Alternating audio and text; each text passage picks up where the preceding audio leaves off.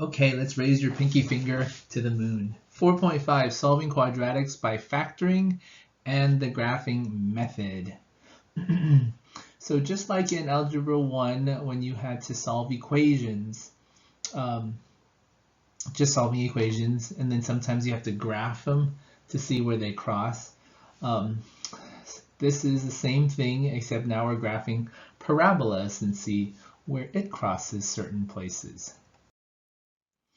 All right, there is a couple of methods we're going to use to solve equations with quadratics in them. The first method you're learning is factoring. Just like last lesson, all you did was factor. Now we're going to put equal signs into the expressions. There we have our first quadratic equation, x squared minus 3x minus 28 equals 0. That equal sign is kind of important because there's an extra step when you have to actually solve for x. Okay, so normally you would start by trying to solve this out like a regular equation, but it does not work when you solve it like a regular equation because of this squared. All right, so we have to solve them by factoring. Remember, factoring is when you throw in some parentheses.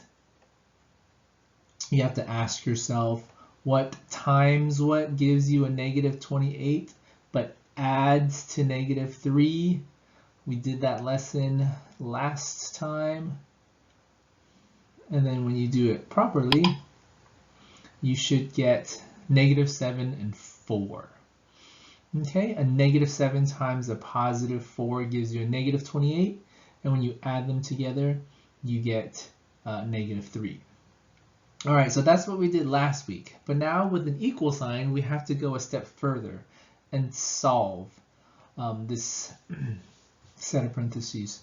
We're going to use what's called the zero product property, which means that when you multiply two things together to equal 0, one of them or both of them have to be 0.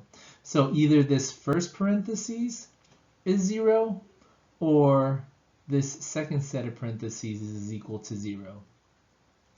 So that's what you're going to do, is you're going to set both equal to 0.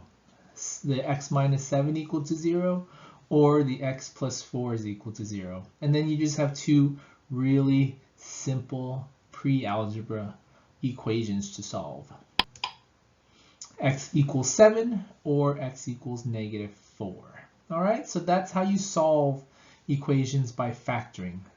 Let's do a few more. Here's one. Now, if you notice, this quadratic, is not in standard form. So you're going to go ahead and try to put it in standard form. 3x squared minus x minus 30 equals 0. We want it to equal 0 so we can use the zero product property. All right, let's go ahead and factor the left-hand side. The left-hand side actually can be factored two different ways. The first thing you can do is pull out a 3. If you notice, the 3, the negative 9, and the negative 30 all have a common factor of 3. So if you pull out a 3 to the very front, you have x squared minus 3x minus 10.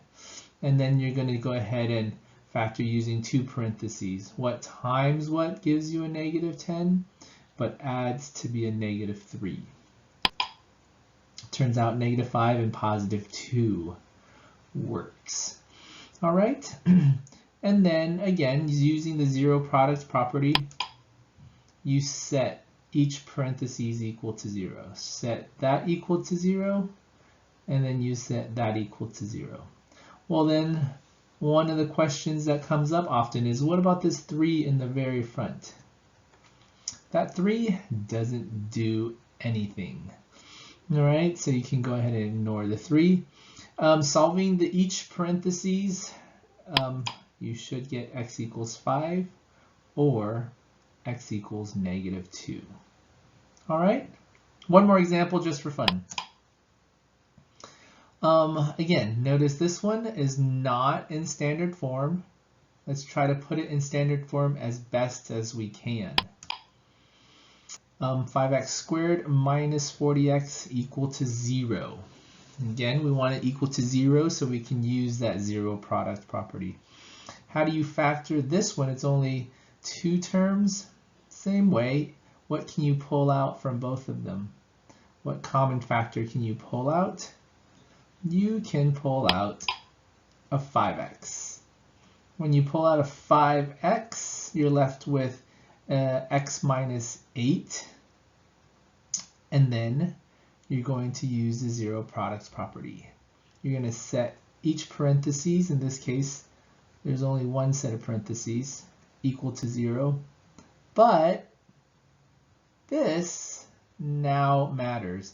You know how in this problem, the 3 didn't matter? The reason why the 3 didn't matter is because it did not have an x next to it. But now this 5 does matter because it does have an x. So you're actually going to set this equal to 0 as well. So 5x equal to 0 or x minus 8 is equal to 0. All right. When you solve both of them, x should equal 0 or 8. All right, so that's how you solve equations by factoring. All right, now we're going to solve quadratics using the graphing method. All right, we're going to go ahead and graph these on a graphing calculator. And if you have a graphing calculator, go ahead and pull it out. These are the steps. Go ahead and go to the y equals button at the very top, right here.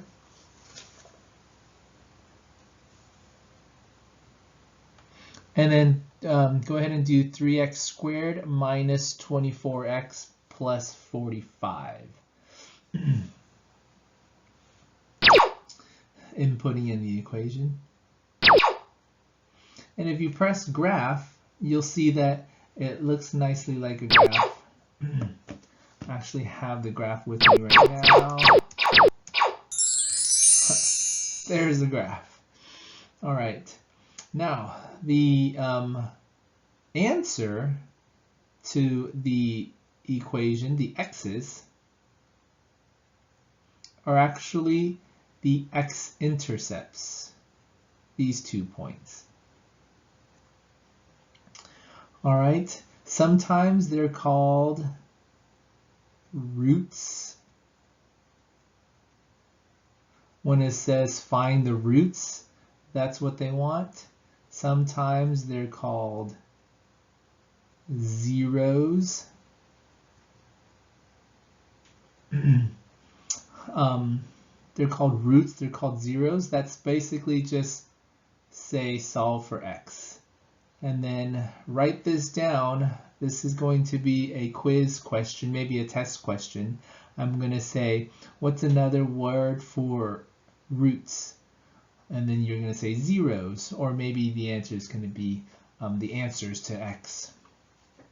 All right, so know those words, roots or zeros, or the solutions. I'll write that too. What are the solutions?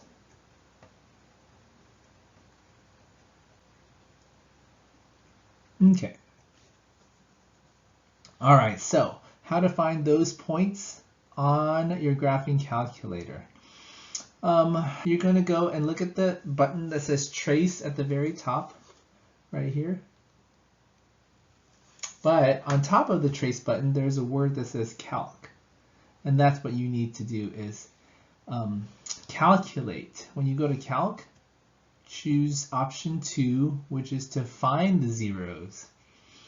Okay, to find the zeros, it gets a little bit complicated because you're going to click zeros and then it's going to say on your calculator left bound, and there's going to be a little asterisk somewhere on the graph. It's going to be blinking and it's going to ask you to go left bound. So the calculator can only find one answer at a time. So we're going to go ahead and find this answer first. The calculator wants you to trap that point. So they're going to ask you to put a trap on the left side, the left bound, and then you push enter, and then it's going to say right bound. So you're going to move that asterisk by using your arrow keys. So it's on the right hand side. So basically you're trapping that point in a tight region.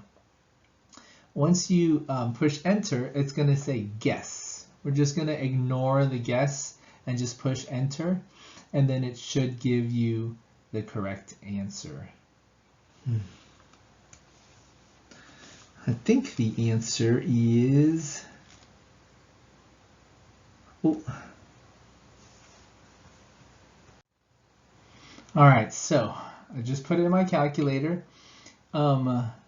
So if you trap that point, it turns out that this answer is x equals 3. All right, we're going to do the same thing with this point over here. They're going to ask you to trap it again. So go ahead and go to Calc again.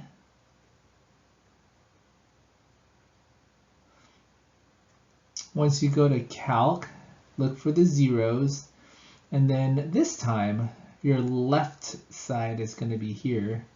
So put your blinking asterisk there.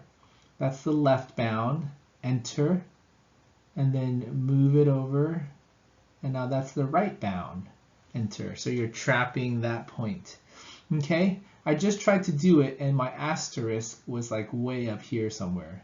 So I had to scroll it all the way down until I could see it on my screen. All right, so if you can't see the asterisk, then it's probably way off the screen. You're going to have to scroll a lot to get it into your view. All right, so left bound, right bound, and then guess. We're going to ignore guess, and it turns out that that point is going to be x equals 5. All right, so that's the graphing method.